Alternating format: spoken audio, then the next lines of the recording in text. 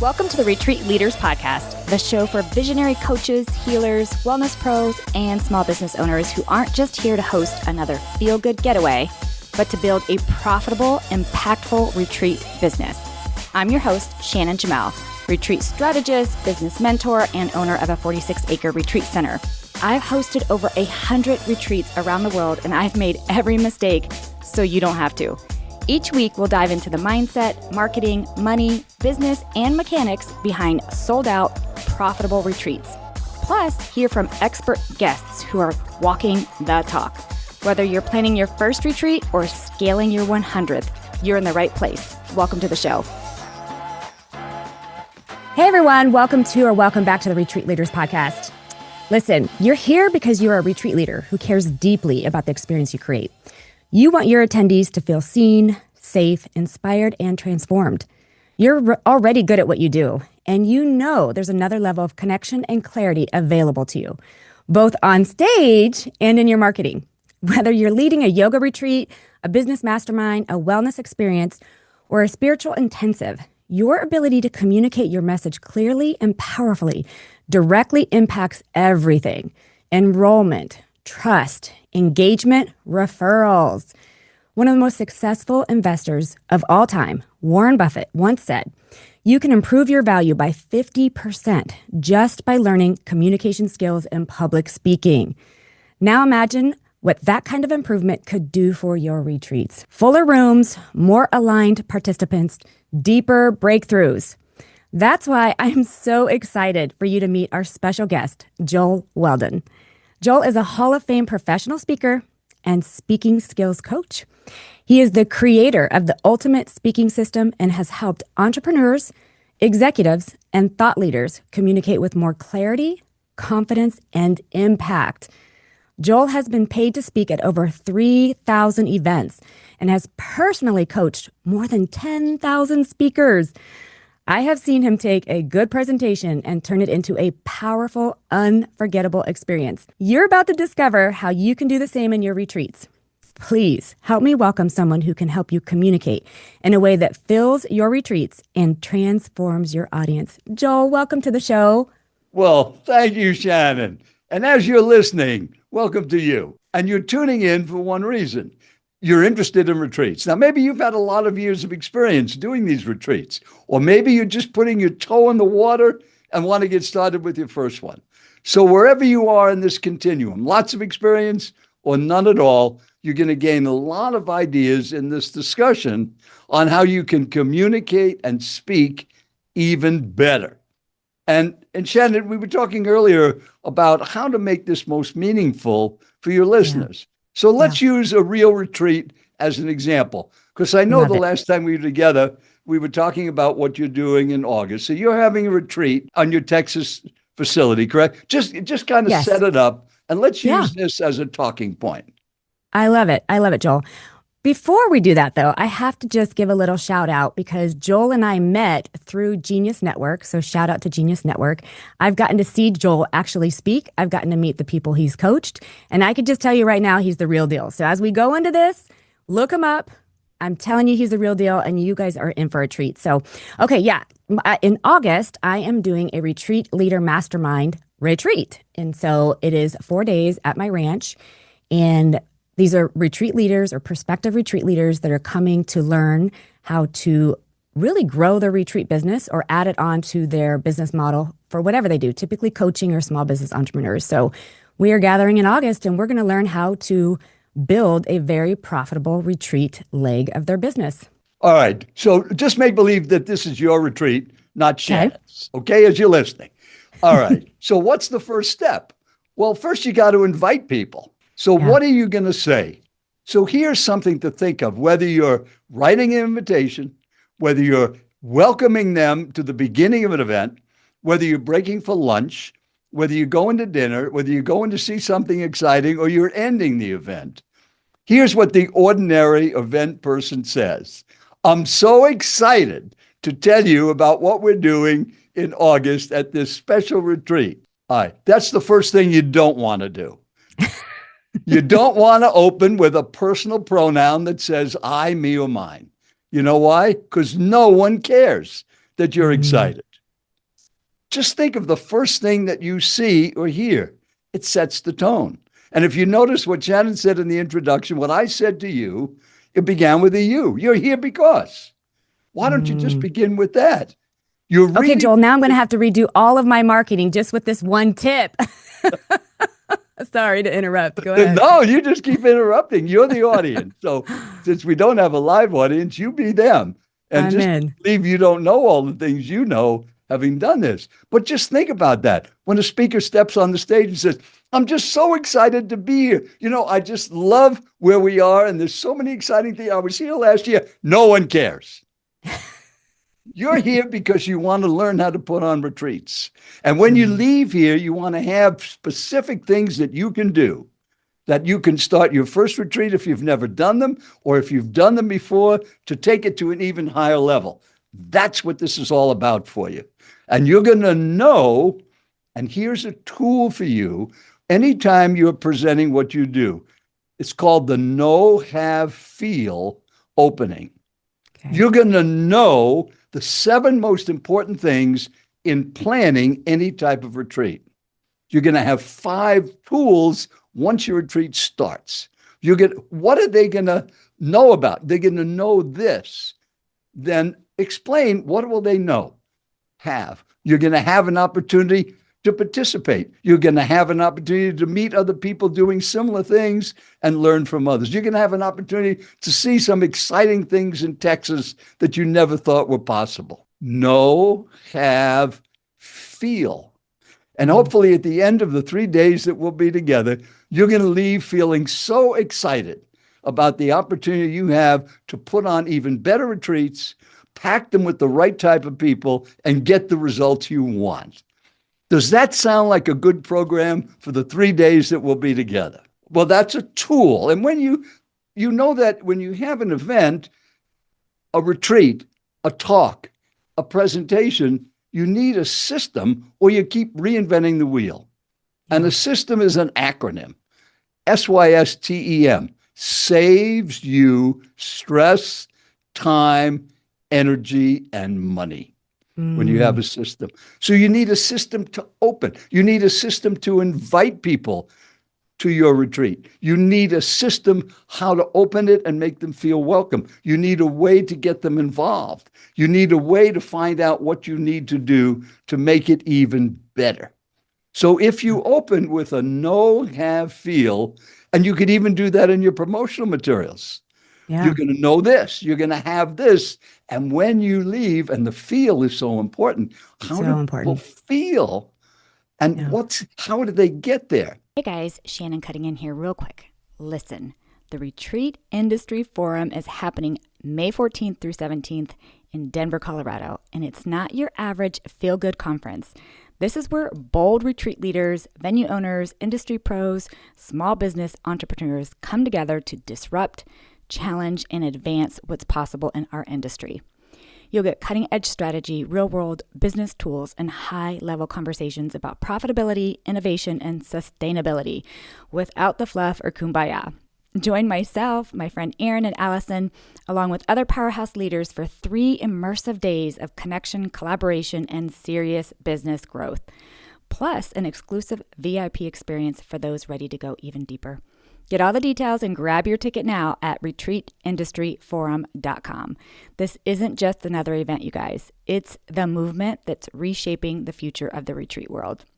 Yeah, it's funny because I think, and Joel, correct me if I'm wrong on this, or if you believe differently, most people buy because of a feeling rather than a need almost, right? Yes. We're emotional people. Yeah. But we still have logic in us. Absolutely. How much is this going to cost? How am I going to get there? What am I going to learn? Who's been there before me? Who is this person? Sure. Those are all things that have to come into it.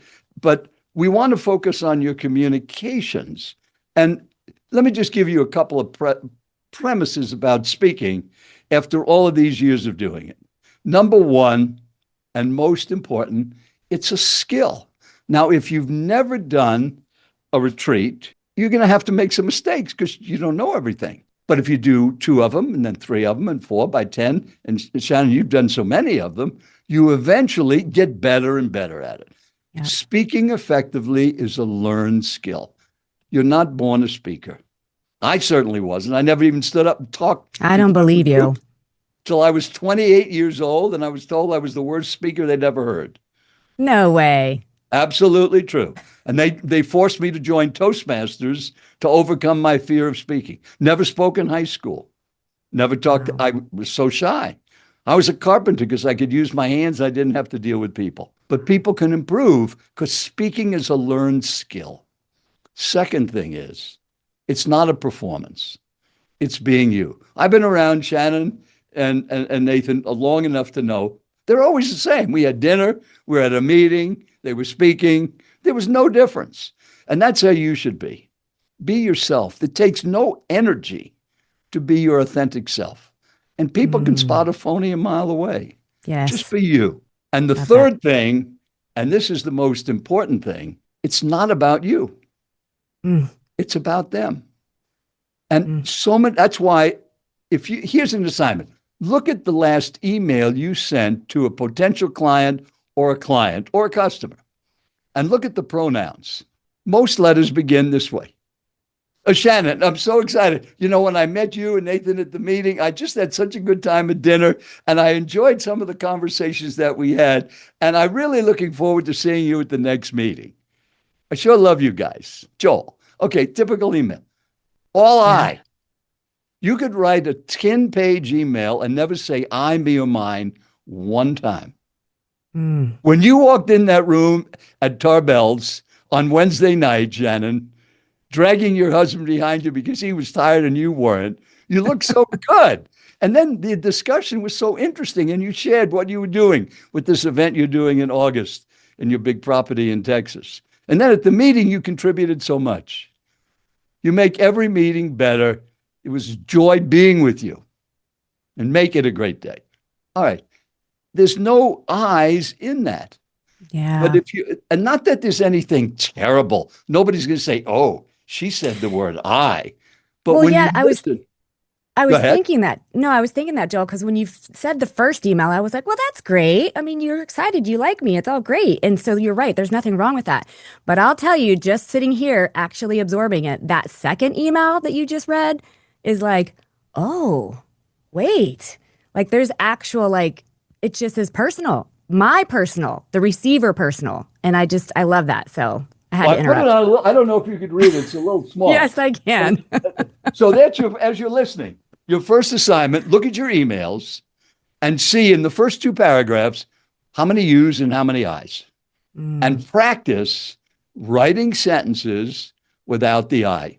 I can't wait to Shannon, try I this. need to know two Seriously. things before we do a podcast. I need to know who your audience is and what should I accomplish?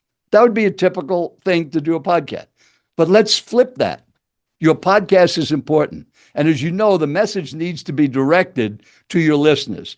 Who do you want the message targeted to? And then when the session is over, what do you want them to walk away from based on the time that we've had together? It's just those little things. And if you do any kind of meetings now and you're turning them into retreats and major events, little things get huge results. So that's Huge. one thing to think of in your communications. Make it about them and not about you. All I right. love this.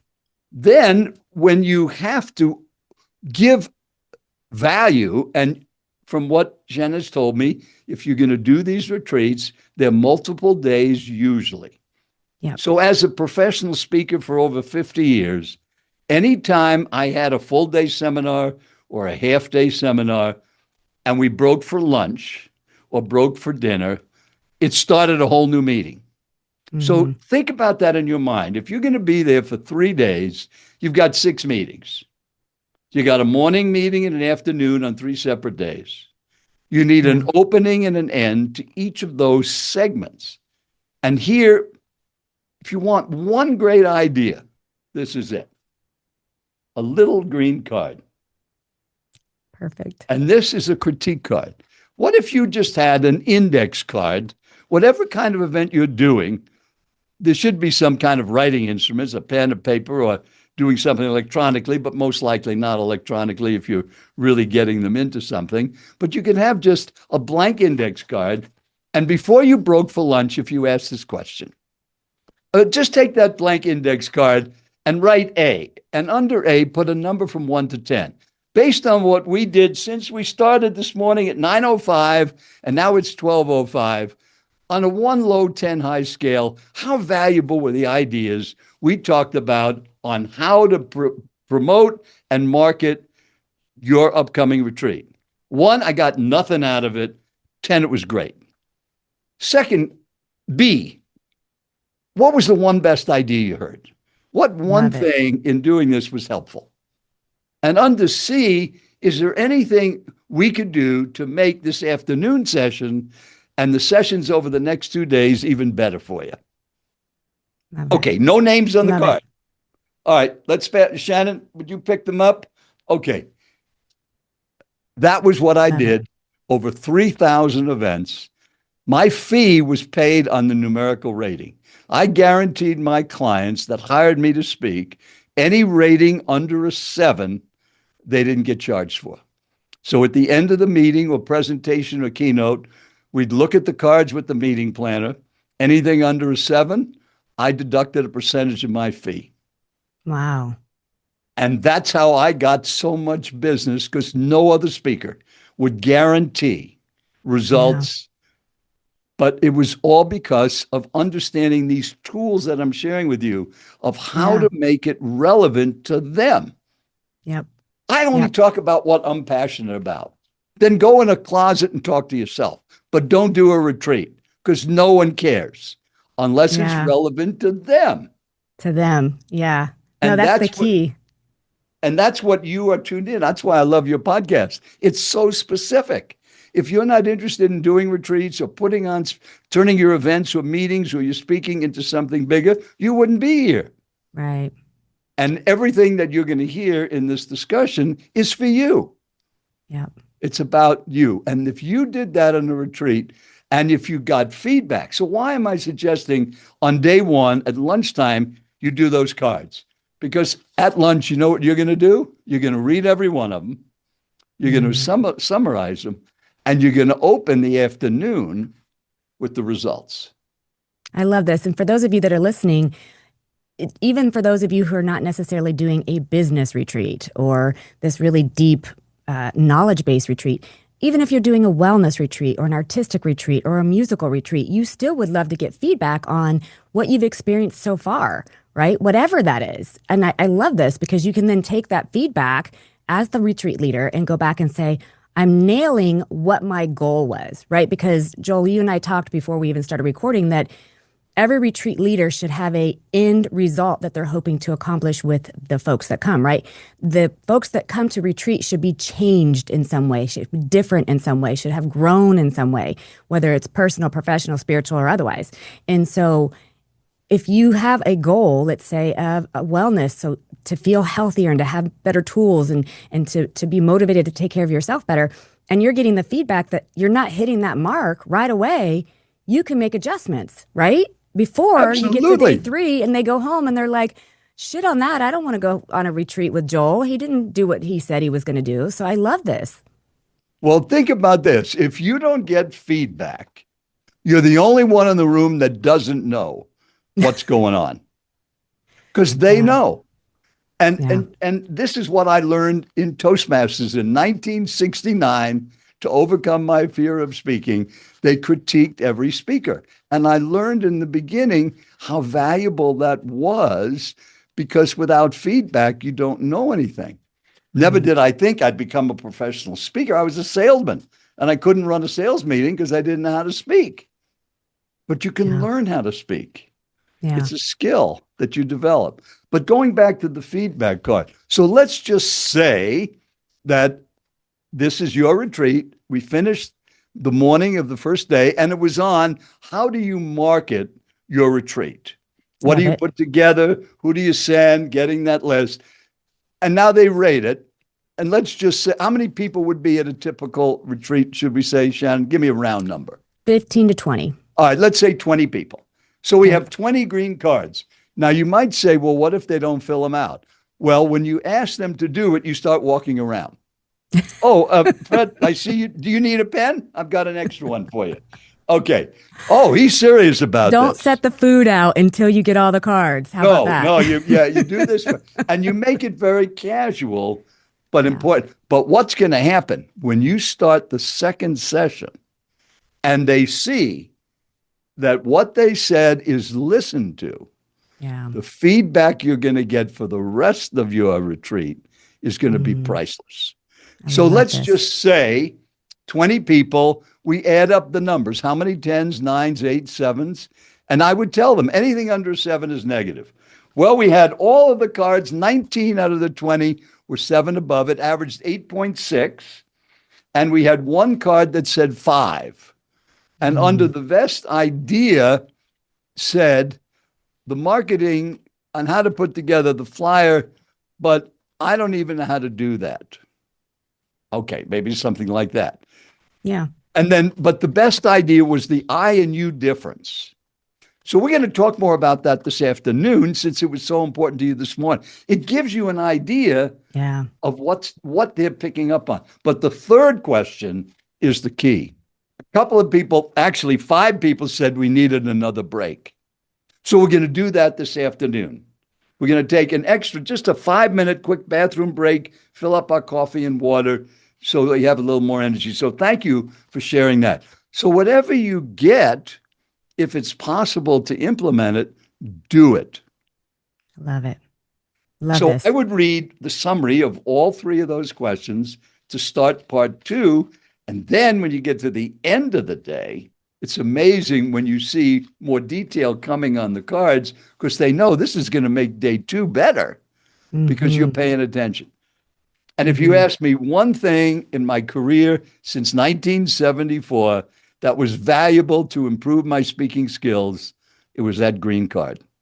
Everything I learned was what did they like and what didn't they like. If you stop doing what people don't like and keep doing what people do like, you're going to be amazing. Yes. Yes, yes, yes. One of the things that you mentioned, real quick before we continue, one of the things that you mentioned was retreat leaders, if they haven't done retreats yet, or even if they've only done a few, that they're going to make mistakes as they go along. And it sounds like, and you will, and you'll learn. We learn the best through mistakes, Joel, for sure. I think anyway. But when it comes to speaking, the best way to learn is to just do it, right?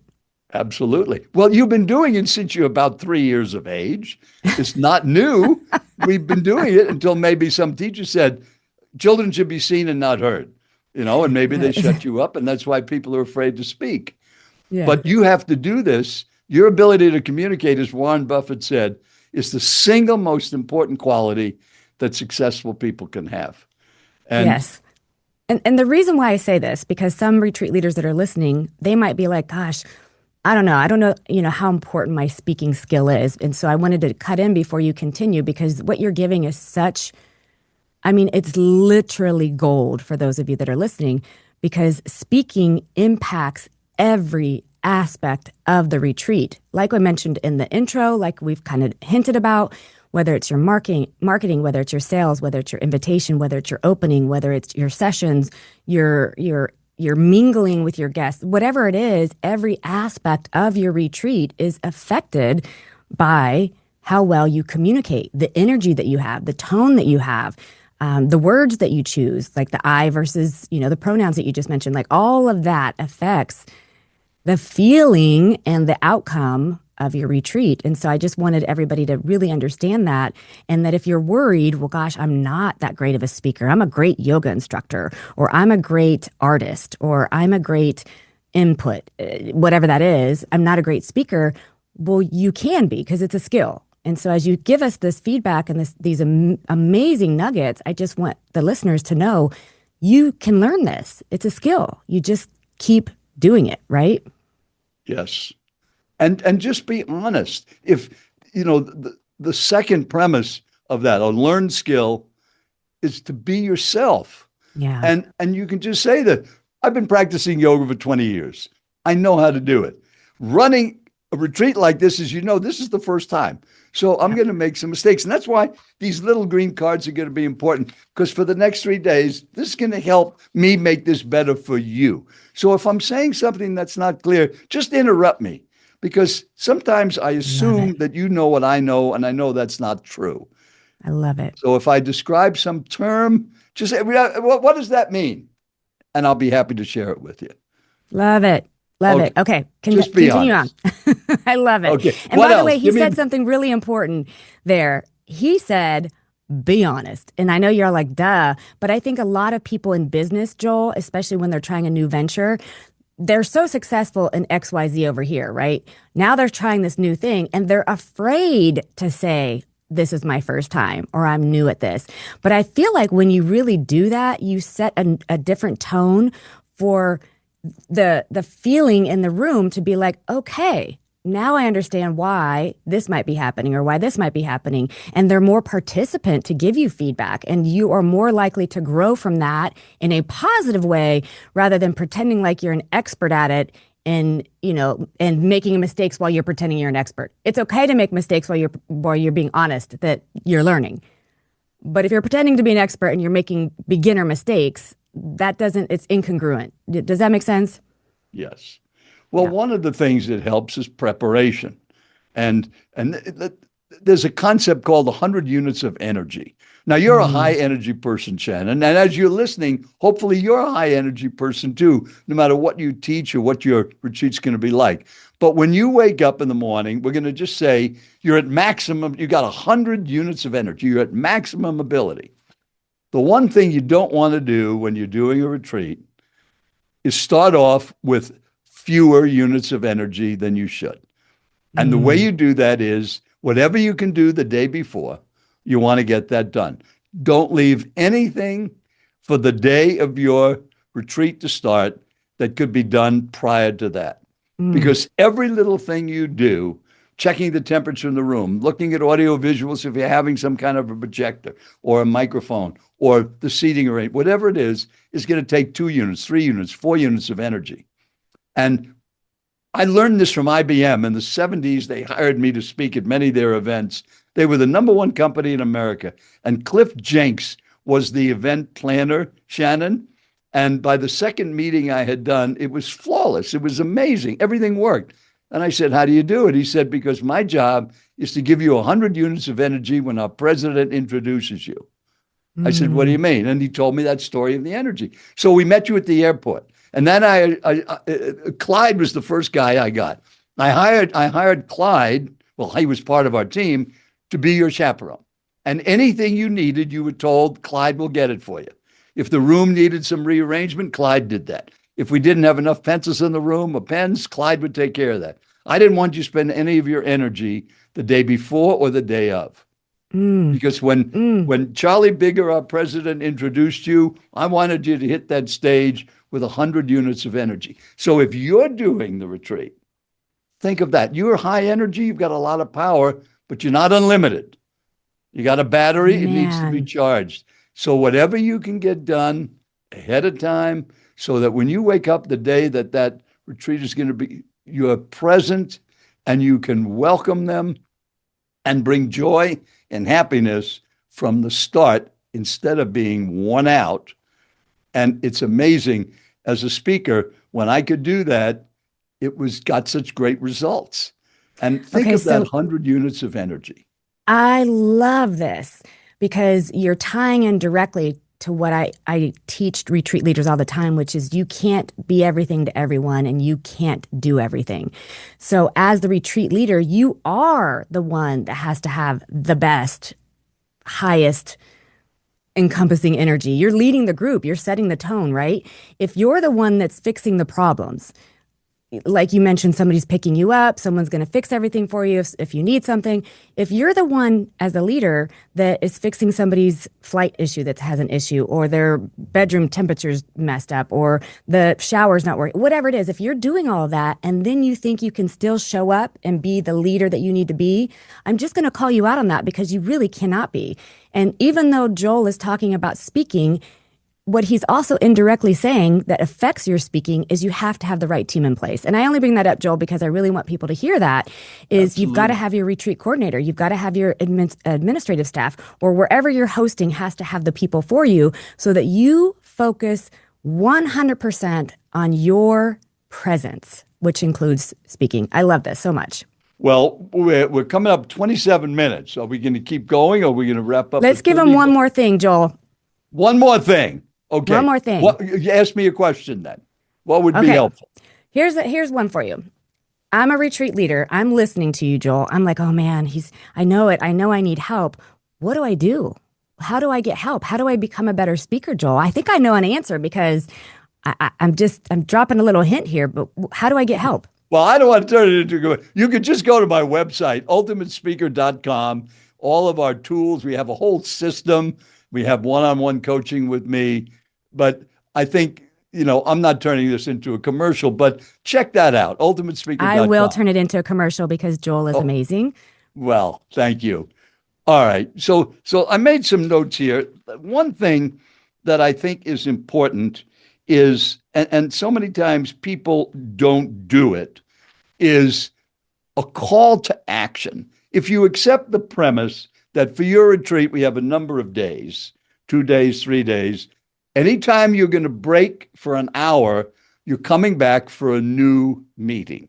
It's got to start again. After lunch, you got to start again. Many professional speakers say, oh, I don't want to speak after lunch because people come in, they got that food in their belly, they come in a little late. But just think of it as a whole new meeting. Mm-hmm. You need to end every session with a call to action. And a call to action sometimes is mistaken as selling something. A call to action is based on what you heard, here's what you can do. So I'm going to give you a call to action. But then whenever you give your call to action, whatever it is, don't end there. Put your audience in a position where they've done the call to action. Now, since we started this discussion with putting out an invitation and making it about them and not you, let's just say the call to action is, number one, when you write your next invitation, make sure the first personal pronoun is a you, not an I. You want to have more yous than I's. And if you can get rid of the I's and make them yous, even better. Number two, use the know, have, feel. Tell them what they will know, what they will have, and how that will make them feel. Those two things. Okay, so that's the call to action for our morning session. But you don't end there. And you don't, please never say, well, thanks so much for being here. And Shannon, how many times have we heard people say thank you? The only time you say thank you is because you have received something. Well, if you buy into what I'm saying, that it's not about you, you've been giving them ideas. It would be like, and the best analogy, you're driving in your hometown, you stop and see a homeless person at a red light, you take pity on them, you jump out of your car, you pull out $100 bill from your purse or your wallet, you hand it to the homeless person, you rush back to your car, and before you drive away, you say, thank you. They would think you're nuts. You just gave them $100. They thank you. And then you say, you're welcome. And that's how you should always end every part of your event. You congratulate them for coming. You don't thank you so much for being here because you paid me $2,000. We got 20 people here. I made 40. This is so wonderful, so much better than me. Thank you so much for being here. That's what it's inferring. But congratulations, you made a great investment of 2 days and your $2,000 or $5,000, whatever it is. Congratulate them. All right, so let's go. You give your call to action, which is using more yous than I's, making it about them, know, have, feel. And then if you just think, end every message you give with putting them into a position where they've done it. And you can begin with imagine, or just suppose, or picture, any of those. So just imagine it's 3 months from now and you just finished your welcoming brochure. You've put together the flyer and you're looking at it and you feel so good. The first word is you. And all the benefits talk about what they're going to get out of it. And for the first time, you have a message you know is going to connect. And you know what's going to happen? You're going to fill your retreat. That's what can happen with what you've learned this morning. Let's make it a great lunch. We'll see you back for part 2. Okay. Love it. All right, but we've done our feedback before that. We don't want to end on the feedback, end on the call to action. Okay. So now let me end this for you. You've heard all of these ideas. And just imagine, with Shannon's help and what you've picked up, you've got your first retreat plan. Sure, you're a little nervous if you've never done it before, but you know it's not about you. It's all about them. And you're going to get feedback to know before it's over how you're doing so you can make adjustments. And finally, when the last day comes, the results are pouring in and you're getting so much positive praise. And you realize now you've seen a way to grow your business by doing even more retreats. So go out and do retreats and make it a great day every day. Shannon. Oh, Joel. Yes, yes, yes. Thank you so much for coming on here and giving so much of your knowledge and your energy and your time. And he may not want to do a commercial, but I absolutely will. His information is linked in the show notes. Please do yourself a favor and go check Joel out. You will not regret it. It will be one of the best investments, whether it's time, money, or both, that you make in your business. Joel, thank you so much for being on the show. Well, a pleasure. And make your events and retreats and your presentations and your emails even better. Yes. Yes. Awesome. Have a great one, love. Bye. Thanks for tuning in to the Retreat Leaders Podcast. If you love this episode, please make sure to subscribe, leave a review, and share it with your retreat besties. Want more support? Grab free resources at theretreatleadersplaybook.com. Until next time, lead boldly, serve deeply, and retreat profitably.